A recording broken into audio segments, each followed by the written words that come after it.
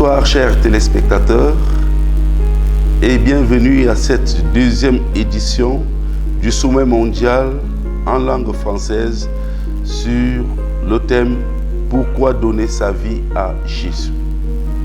C'est un thème que nous explorons parce qu'il est d'une importance toute particulière et nous voulons vraiment le porter à la compréhension du grand public, à la compréhension de tous ceux qui nous suivent, de tous ceux qui nous écoutent dans ce programme. Avant toute chose, prions. Père, une fois de plus, nous avons cette opportunité et surtout ce privilège de te rendre honneur et gloire pour ce que tu fais dans la vie des hommes sur la face de la terre. En effet, tu ne hais personne, tu ne détestes personne, tu aimes tout le monde, mais ce que tu n'aimes pas, c'est ce que les gens font et qui ne rentrent pas dans ce que tu veux. Nous portons cette parole pour que ceux-là apprennent à se détourner de leur mauvaise voie et revenir vers toi pour recevoir cette vie tant recherchée, tant souhaitée et tant voulue. Parle donc dans leur cœur. Interprète nos paroles par le Saint-Esprit. Nous sommes des instruments qui voulons simplement porter ton message. Nous ne sommes rien par nous-mêmes, mais en toi et avec toi, nous sommes des instruments de gloire. Parle donc, utilise-moi et donne que cette parole porte face son effet dans la vie de mes frères et de mes sœurs, au nom de Jésus-Christ. Le thème donc, pourquoi donner sa vie à Jésus, est d'une importance capitale. Et nous ne pouvons pas, en cet espace de temps qui nous est donné, explorer tout ce thème. Nous avons donc choisi de nous focaliser sur un sous-thème dans ce grand thème. Et dans ce sous-thème, nous parlerons de donner sa vie à Jésus pour avoir la vie. Donc nous répondons à la question de savoir pourquoi donner sa vie à Jésus. Nous apportons une simple réponse, c'est pour avoir la vie. Et cette réponse surprendra plus d'une personne certainement. Que dit le pasteur? Nous n'avons-nous pas la vie? Que veut dire c'est pour avoir la vie? Mais nous sommes vivants. Comment peut-il dire que nous devons avoir la vie? Oui mon frère, oui ma soeur, pour avoir la vie, tu dois donner ta vie à Jésus. Aussi longtemps que tu ne l'as pas fait, tu n'as pas de vie.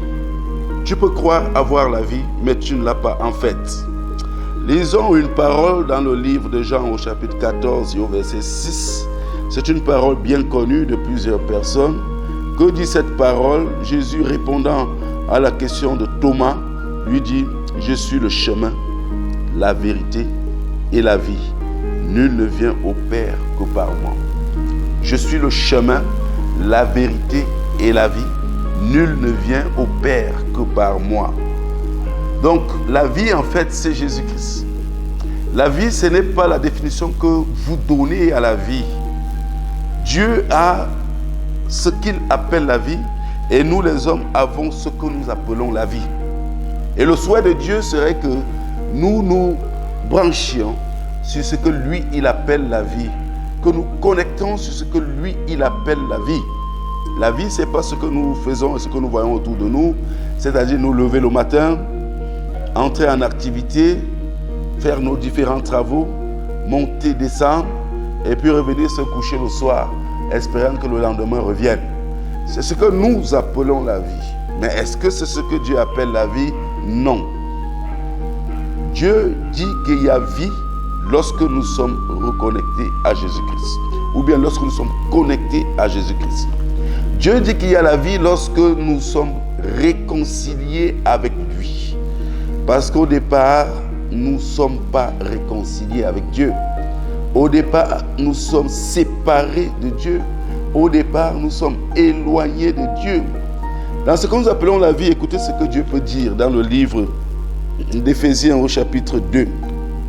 Parlant des hommes, il dit, vous qui étiez morts dans vos offenses et dans vos transgressions, Dieu vous a redonné la vie.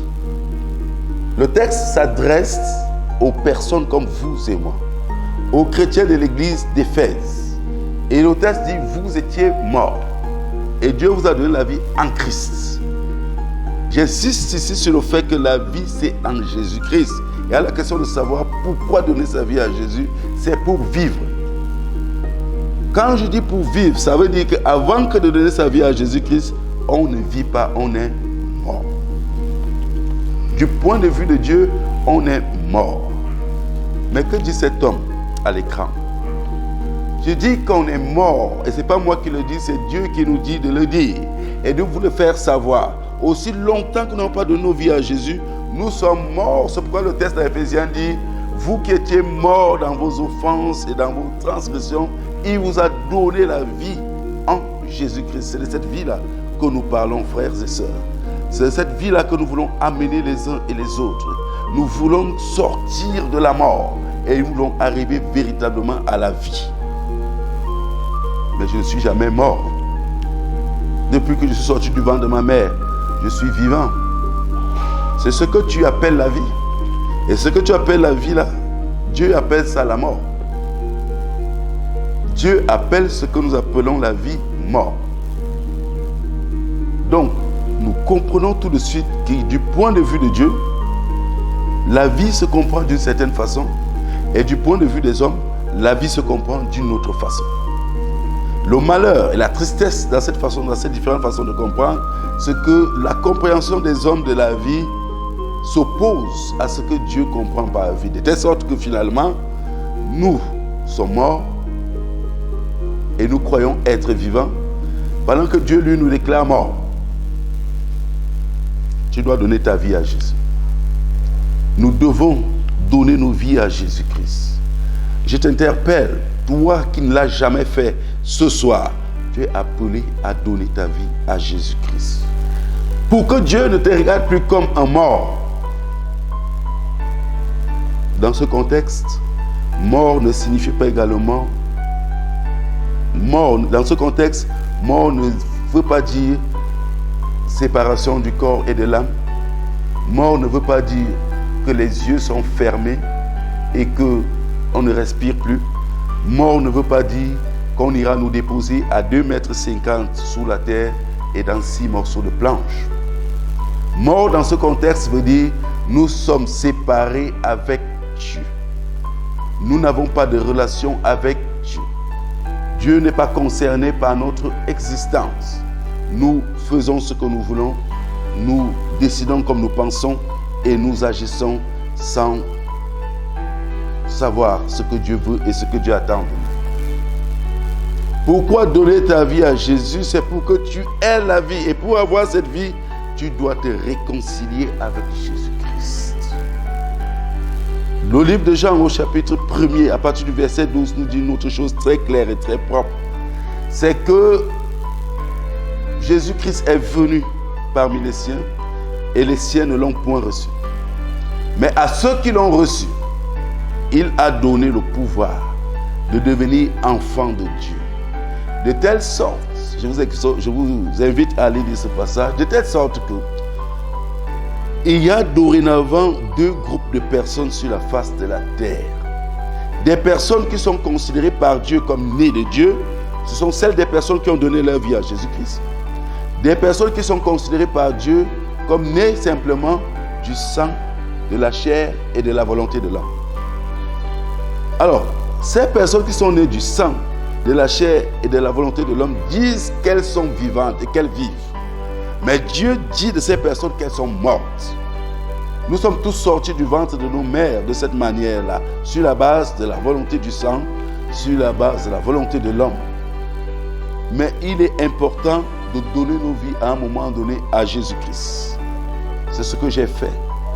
C'est ce que beaucoup d'autres ont fait. Et c'est ce que nous vous appelons à faire. Réaliser à un moment donné que notre vie avec Dieu n'est pas ce qu'elle était supposée être. Réaliser que nous n'avons pas de connexion avec Dieu.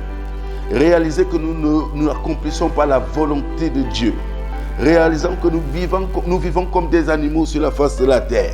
Nous n'avons pas de maître, nous n'avons pas de conseiller, nous n'avons pas de guide.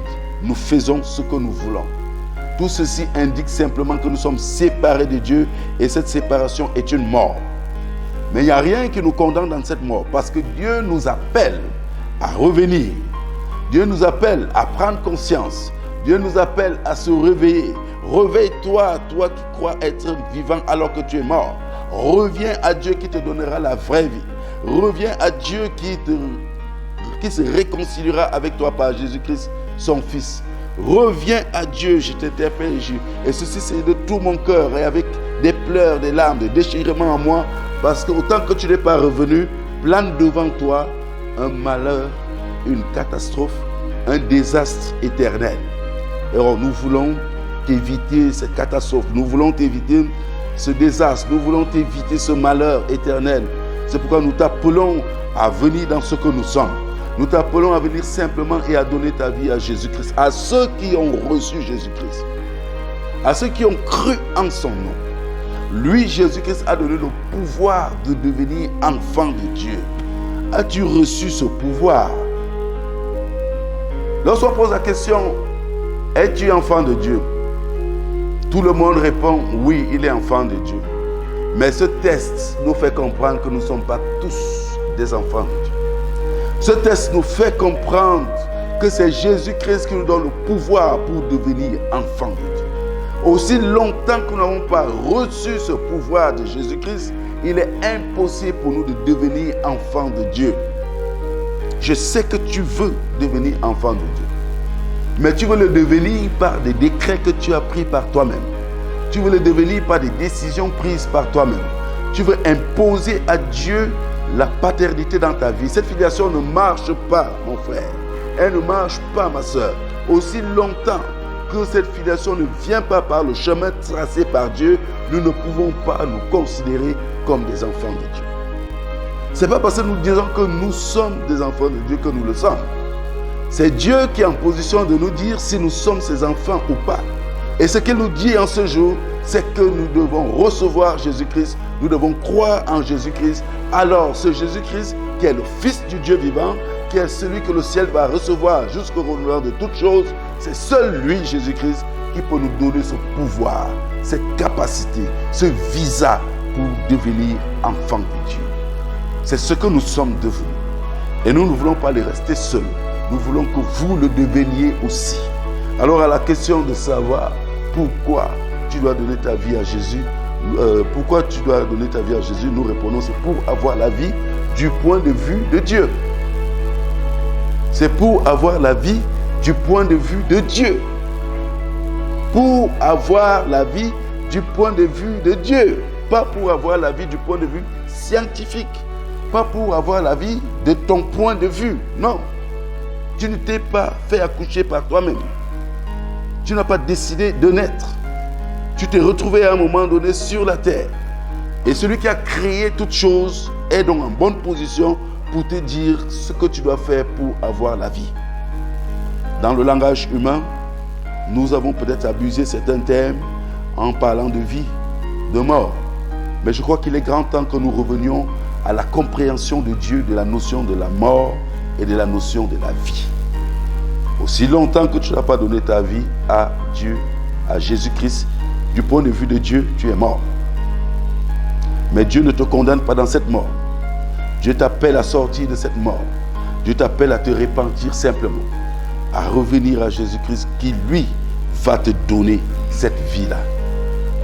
Mon frère, ma soeur, regardons donc non comme les hommes regardent, pensons donc non comme les hommes pensent, mais regardons et pensons comme Dieu pense et comme Jésus-Christ pense. C'est dans sa parole que nous trouverons la pensée de Dieu. C'est dans sa parole que nous trouverons la conception de Dieu de ces choses que nous voyons autour de nous. La vie, elle est importante, elle est nécessaire et elle est indispensable.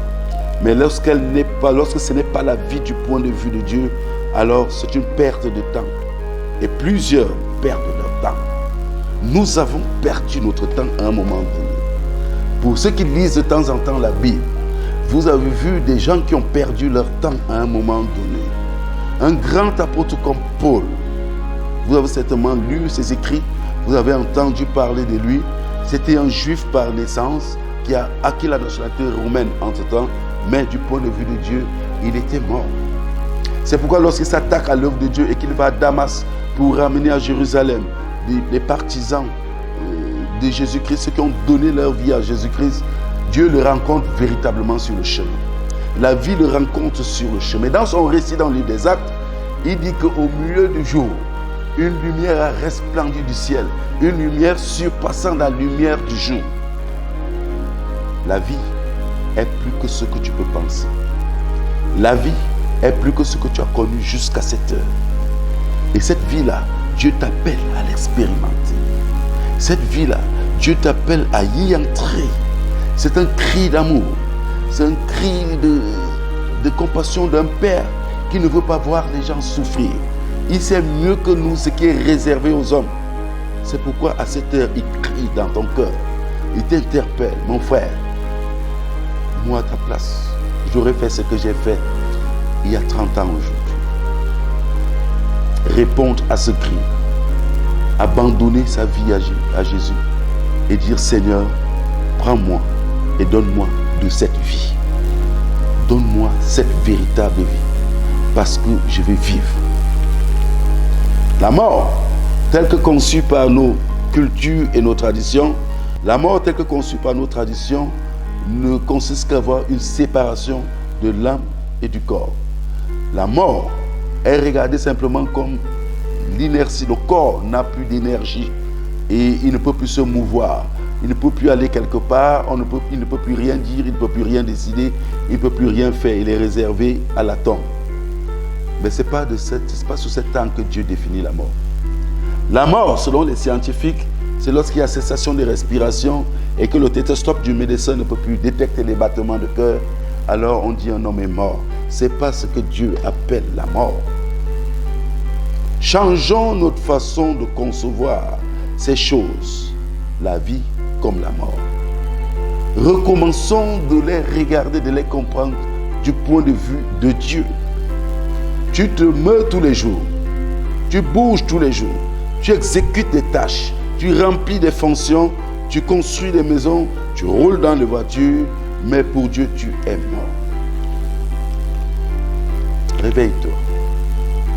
Tu peux te réveiller. Réveille-toi et reviens à Jésus-Christ. À partir de là, tu ne seras plus mort, mais tu seras vivant. Nous étions morts, mais maintenant nous sommes vivants. J'étais mort, mais maintenant je suis vivant. Tu étais mort, ou bien tu es mort, mais tu es appelé à être vivant. Cette vie ne s'achète pas. Elle ne se paye pas. Dieu nous appelle à venir la voir gratuitement. Comment pouvons-nous manifester un tel non-sens et une telle folie où on nous appelle à venir avoir la vie gratuitement, mais nous nous plongeons dans ce qui amène la mort et nous appelons cela vie. Si tu m'écoutes ce soir, ne rate pas cette opportunité. Tu as eu certainement plusieurs opportunités de vivre. Peut-être tu as reporté les opportunités. Peut-être tu t'es dit tu vas t'engager après. Tu voulais d'abord accomplir une chose ou l'autre. Tu voulais faire une chose ou l'autre. Mais ce soir, saisis l'opportunité. Donne ta vie à Jésus-Christ pour vivre. Et pas pour avoir n'importe quelle vie, mais pour avoir une vie abondante. Une vie remplie d'espoir. Une vie remplie d'espérance. Une vie qui a un sens. Ce n'est qu'en Jésus qu'on la trouve. En Jésus, nous recevons la protection, mon frère. Parce que nous sommes vraiment vivants, nous comprenons tout ce qui se fait autour de nous. Parce que nous sommes vraiment vivants, nous comprenons les agissements des forces qui nous entourent. La Bible parle de la création et parle des choses visibles et des choses invisibles que Dieu a créées. Nous avons une pleine incertitude dans notre vie parce que nous sommes conscients de ce qu'il y a autour de nous, des forces invisibles qui agissent. Et vous avez été témoins des agissements des personnes qui racontent des expériences que vous n'arrivez pas à comprendre ou à saisir. Parce que ces histoires ont simplement une dimension spirituelle et se font dans l'invisible. Il y a un monde invisible autour de nous. La réalité de ce monde invisible ne se voit qu'en Jésus-Christ. Aussi longtemps que tu n'as pas donné ta vie à Jésus, parce que tu es mort, tu ne maîtrises pas et tu ne comprends pas la réalité du monde invisible autour de toi. Tu ne comprends pas ses effets dans ta vie et tu ne comprends pas ses implications dans ta vie. Donne ta vie à Jésus-Christ pour vivre. Alors tu comprendras les implications et les effets du monde spirituel invisible autour de toi. Tu comprendras qu'il y a des trônes, des autorités, des dominations, des divinités, des principautés, des esprits méchants dans les lieux célestes qui sont en mouvement autour de toi et autour de plusieurs autres personnes. Pas seulement en mouvement, mais qui interfèrent dans leur vie, qui interfèrent dans leur existence, qui détournent les plans et qui font que nous n'arrivons à rien accomplir de bon. Plusieurs personnes, pour remédier à cela, vont se faire initier. Mais les rites initiatiques, dans leur majeure partie des cas, ne font que renforcer les liens que nous avons avec ce monde spirituel invisible, ce monde spirituel ténébreux. Il ne vient que pour continuer de faire que notre vie n'ait pas cette brillance qu'elle était supposée avoir. Ne vient que faire ce que nous n'aimons pas. Et nous nous retrouvons à subir. Nous passons notre temps à subir et à subir encore. Pourquoi subis-tu alors que tu as l'opportunité de ne pas subir?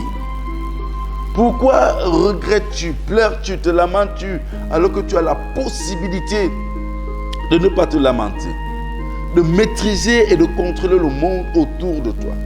Écoutez pour ceux qui ont la vie. Écoutez pour ceux qui donnent leur vie à Jésus-Christ. Écoutez ce que dit la parole de Dieu. Elle dit clairement à ceux qui ont reçu Jésus-Christ, à ceux-là qui sont devenus disciples de Jésus-Christ, à ceux-là qui sont réconciliés avec Dieu, qu'est-ce que Dieu fait? Dieu leur donne le pouvoir de marcher sur les serpents et les scorpions et sur toute la puissance de l'ennemi, et rien ne pourra les nuire. Je sais que tout le monde a besoin de ce pouvoir et tout le monde rêve de ce pouvoir. Tout le monde veut voir que Dieu leur a donné ce pouvoir. Tout le monde veut pouvoir dire à des manifestations incompréhensibles et invisibles: je vous ordonne de vous taire. Je vous ordonne de partir de ce lieu. Je vous chasse par le nom de Jésus-Christ. Voilà ce que nous voulons, mais nous ne passons pas par la voie par laquelle nous devons passer. Pour pouvoir manifester cette force et cette puissance, nous devons donner nos vies à Jésus-Christ. Parce que là, nous aurons reçu la vie qui nous donne ce pouvoir. Aussi longtemps que tu restes mort, mon frère, aussi longtemps que tu restes mort, ma soeur, tu ne pourras pas avoir ce pouvoir. Et ces forces, ces trônes, ces autorités, ces principautés, ces dominations, ces esprits méchants continueront d'influencer ta vie, de lui donner le sens que tu ne voulais pas. T'imposeront à faire des choses que tu ne voulais pas faire. Et tu deviendras simplement la risée de ta génération. La risée de ceux qui t'entourent. Tu seras simplement un sujet de moquerie dans lequel personne ne t'a condamné. Si tel a été ton partage, ce soir, écoute la voix de Dieu résonnant dans ton cœur. Mon fils, ma fille, donne ta vie à Jésus pour avoir la vie. Donne ta vie à Jésus pour avoir la véritable vie. Ayant donné ta vie à Jésus, le servant avec crainte et tremblement, tu n'auras plus besoin de fuir. Tu n'auras plus besoin de te cacher. Tu n'auras plus besoin d'avoir peur. Nous avons rencontré des personnes qui nous disent, lorsque 18 heures tombent, elles sont envahies d'une peur et d'une crainte et elles sont obligées de s'enfermer dans la maison. Nous avons entendu des personnes qui disent qu'elles voient telle chose, elles voient telle personne, des personnes habillées en rouge, en noir, qui les poursuivent, qui les pourchassent. Des personnes qui disent, oh, voilà, nous avons des couches de nuit, lorsque nous dormons pas en paix, parce qu'il y a des hommes qui viennent nous coucher, il y a des maris de nuit. Des hommes qui nous disent qu'ils sont hantés par des mamiwata dans les nuits et que les nuits ne sont pas paisibles. Il y en a qui vont même passer leur temps dans des boîtes de nuit parce qu'ils fuient l'expérience de la nuit. Ils se disent qu'en se couchant pour dormir, il y aura toute cette hantise et toutes ces forces qui vont venir les perturber, les oppresser, les opprimer. En fait, ils n'ont pas de sommeil. C'est pourquoi?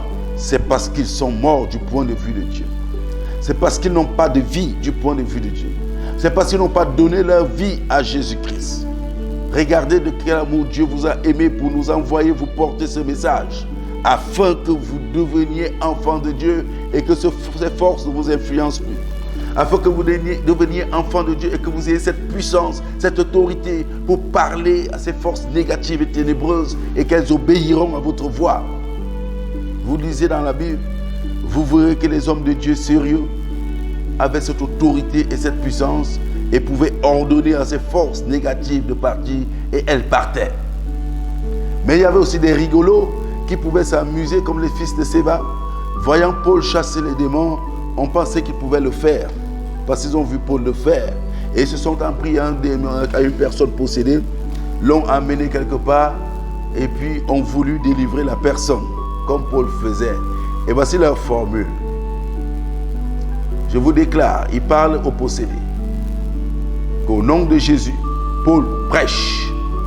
Et le possédé de leur répond, je connais Jésus, je connais Paul, mais vous, qui êtes-vous? Et se jetant sur eux, les a battus, déchiré leurs habits, ils étaient obligés de fuir. Ce n'est pas tout le monde qui a le pouvoir d'ordonner à une principauté, à un esprit méchant, à un sorcier ou à une sorcière de dégager et cette autorité va dégager. Non, c'est seulement quand tu as la vie. C'est seulement quand tu as donné ta vie à Jésus-Christ. C'est seulement quand tu t'es réconcilié avec Dieu. Donc quand nous disons pourquoi donner sa vie à Jésus, c'est pour avoir la vie. Ne veux-tu pas vivre tranquillement? Ne veux-tu pas vivre paisiblement? Ne veux-tu pas vivre avec toute assurance? C'est-à-dire pouvoir dormir tranquillement, ne pas avoir peur de l'obscurité, ne pas avoir peur au moindre bruit, ne pas avoir peur quand vient la nuit, ne pas être obligé d'aller passer le temps dans les buvettes pour attendre que vienne le jour. Pourquoi rester dans cette prison? Pourquoi rester dans ces chaînes alors qu'on ne vous demande rien pour en sortir? Sors de là, mon frère. Sors de là, ma soeur. Sans rien payer, comme j'ai déjà dit. Sors de là. Ne reste pas dans cette mort. Personne ne t'y oblige et personne ne t'arrête là-dedans. Sors de cette mort. Reçois l'autorité et vis. Si tu restes dans cette mort, un autre danger qui te guette est un danger éternel. C'est-à-dire que tu es mort éternellement. Tu auras passé ta vie dans la compréhension des choses, non comme Dieu les comprend, mais comme les hommes les comprennent et comme la chair la comprend. Voilà comment tu auras passé ta vie. Or, Dieu veut que tu passes ta vie dans l'assurance, dans l'espérance, en vainqueur, en triomphateur et en personne qui a le succès, qui avance sereinement et qui peut, avec courage et avec hardiesse, affronter tout ce qui arrive. Une personne qui peut porter un langage de force et de courage, qui peut susciter l'admiration des personnes qui gravitent autour de lui, qui va changer la façon de penser de sa génération. Viens à Jésus et tu seras renouvelé même dans ta manière de penser.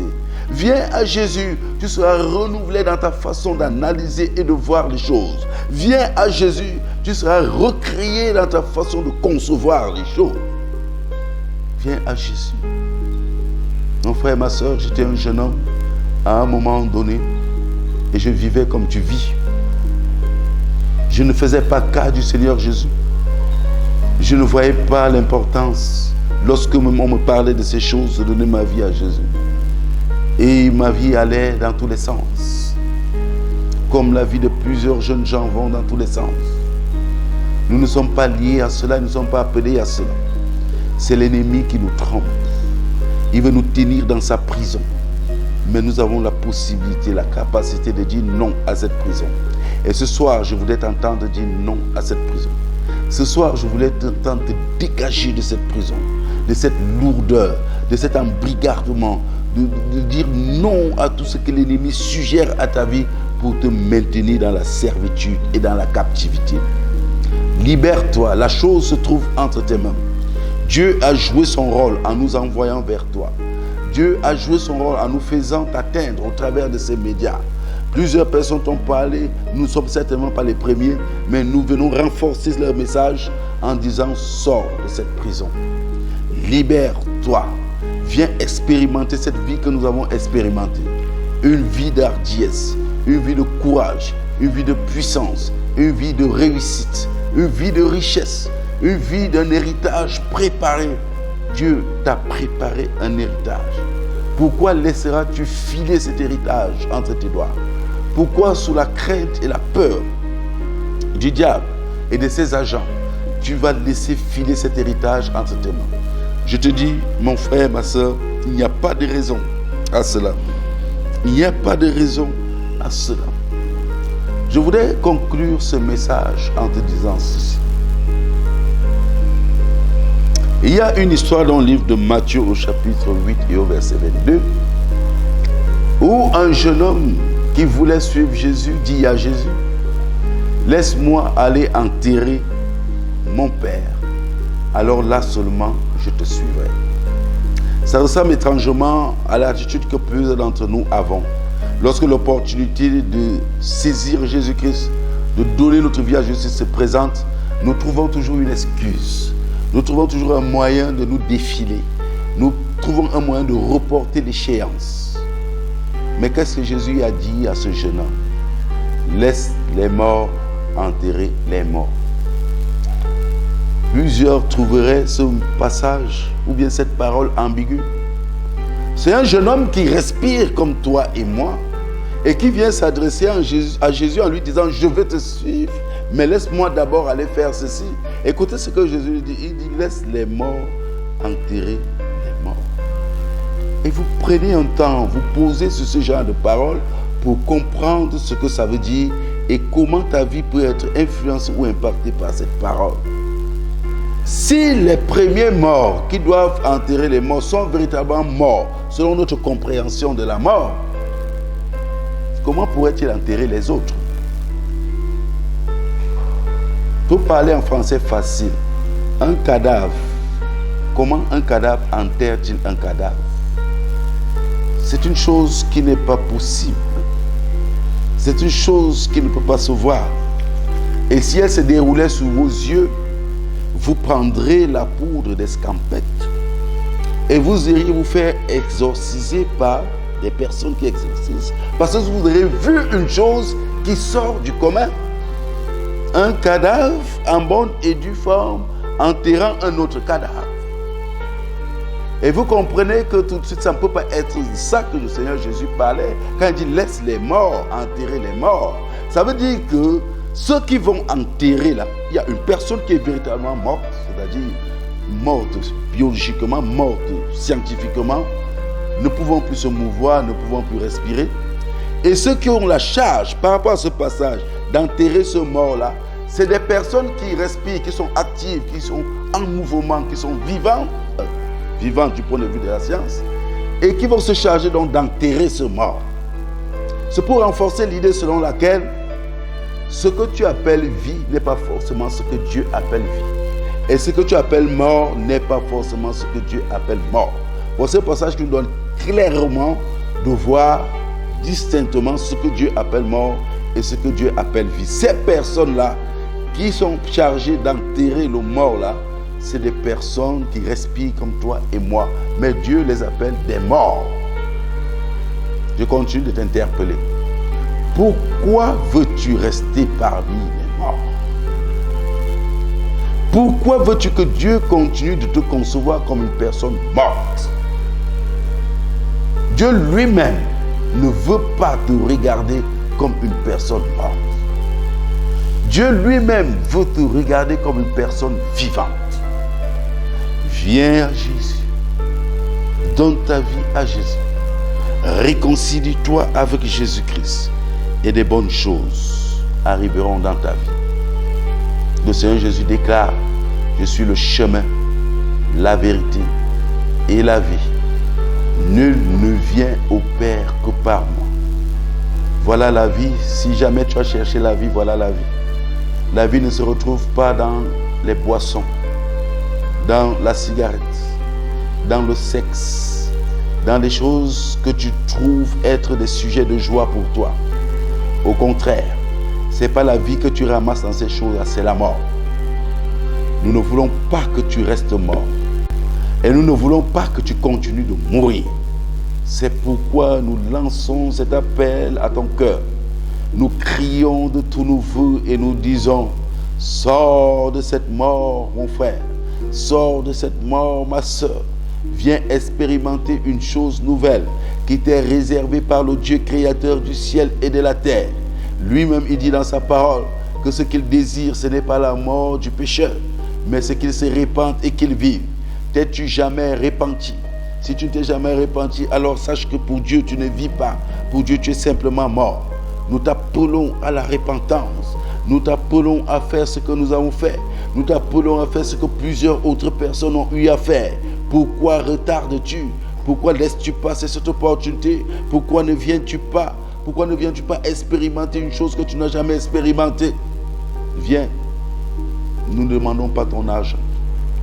Nous ne te demandons pas de payer quelque chose. Nous te demandons simplement d'accepter ce que Dieu a dit. Seigneur Jésus, je viens à toi et je prie que tu me pardonnes tous mes errements et tous mes péchés. Que tu me pardonnes mon égarement. Je viens à toi et je regrette toute cette vie que j'ai eu à mener et je veux me repentir. Que ce ne soit pas une récitation, mais que ce soit une repentance sincère et vraie qui va porter du fruit. Une repentance qui va conduire à un changement de ta vie. De telle sorte que lorsque les personnes qui te connaissaient hier te regarderont aujourd'hui, elles vont attester que tu n'es plus ce que tu étais hier. Elles attesteront du changement et de la transformation qu'il y a dans ta vie. Elles attesteront de la nouvelle personne qu'elles voient. Elles attesteront que tu es véritablement une nouvelle personne. Ton nom changera. Et le nom que plusieurs donnent aux autres, c'est simplement pasteur. Oui, ils vont commencer à t'appeler pasteur. Pas seulement parce que tu portes la Bible et que tu vas dans les réunions chrétiennes, mais parce que tu as compris dans le fond que ce n'est pas la vie. Ce que nous appelons la vie n'est pas la vie. Ce que nous appelons la vie, c'est beaucoup plus la mort de la part de Dieu. Et ce que Dieu appelle la vie, c'est autre chose. Donc, donne ta vie à Jésus pour vivre. Donne ta vie à Jésus pour recevoir la vie. Ne rate pas cette opportunité, mon frère, ma soeur. Est-ce que tu peux baisser ta tête, t'agenouiller et prier sincèrement le Seigneur? Il est là auprès de toi. Il n'est pas seulement avec moi ici. Il est un Dieu omniprésent. C'est-à-dire qu'il se trouve partout dans l'univers, en tout point de l'univers. Et au même moment, il est ici avec moi. Il est aussi là avec toi. Et pendant que tu écoutais cette voix, il n'a pas cessé de te dire par son Saint-Esprit: mon enfant, sors de la mort. Libère-toi des liens de la mort. Que cette captivité ne soit plus ton partage et ne soit plus ta portion. C'est à toi d'obéir maintenant et de dire: Seigneur, en vérité, je croyais être ton enfant. Je croyais vivre, mais par ce message, j'ai compris que je ne suis non seulement pas ton enfant et que je ne vis pas. Je suis mort, mais je croyais vivre. Toutes mes actions montent certainement devant toi comme de la fumée dans tes narines et provoquent ta fureur et ta colère. Seigneur, je voulais arrêter avec cette vie. C'est pourquoi je viens me repentir en demandant pardon. Aie pitié, aie miséricorde de moi. Laisse parler ton cœur d'amour et reçois-moi favorablement. Parce que tu as dit dans ta parole que tu ne mettras pas dehors celui qui vient à toi. Reviens au Seigneur. Ou alors viens au Seigneur et il ne te mettra pas dehors. Toutes les pensées qu'il a pour toi, c'est des pensées de bonheur, afin que tu aies une vie et de l'espérance. Il veut faire de toi une chose que tu n'as jamais expérimentée. Pourquoi ne pas lui dire: me voici, Seigneur, prends-moi totalement, mon corps, mon âme et mon esprit. Sature revêtis-moi de ta présence et conduis-moi dans les voies que tu as tracées. Lave-moi le corps, l'âme et l'esprit avec le sang de Jésus-Christ. Fais-moi grâce de mes offenses. Pardonne-moi, Père, parce que je suis vraiment un pécheur et je n'ai pas de voix devant toi. Je ne suis pas digne même d'appeler ton nom, mais ta grâce, ta miséricorde et tes compassions m'en donnent l'opportunité en cette soirée. Fais-le pour moi comme je viens. Reçois-moi favorablement, afin que je dise à cette génération tes bienfaits, afin que je raconte tes merveilles à cette génération et que je lui fasse connaître tes voies. Voilà la mission que je veux. Fais de moi ta servante, fais de moi ton serviteur et fais en sorte que ma lumière brille au milieu de cette génération. Père, merci, parce que j'ai toute confiance et toute assurance en toi, que tu me reçois au nom de Jésus-Christ. Nous avons prié. Bien-aimé, pourquoi donner ta vie à Jésus? C'est pour vivre et vivre selon le point de vue de Dieu. Au nom de Jésus-Christ, j'ai prié. Amen.